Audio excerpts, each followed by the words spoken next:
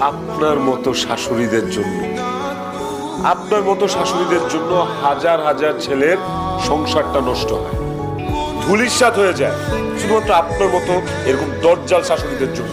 আপনাদের মতো শাশুড়িদের প্রধান সমস্যা কি জানেন?